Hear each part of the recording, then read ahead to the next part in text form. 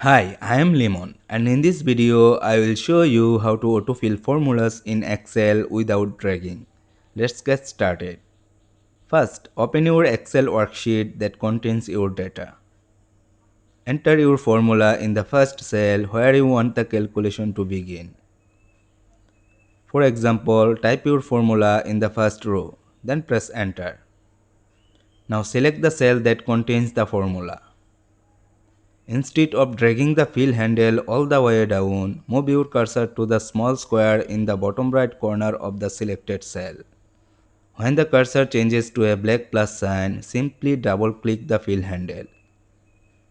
Excel will automatically copy the formula down to the last row of the adjacent data. This is the fastest method when you have data in the next column.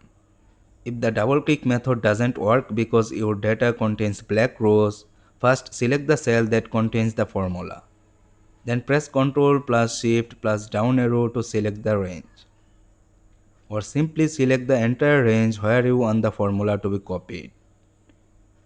Now press Ctrl plus D to fill the formula down instantly.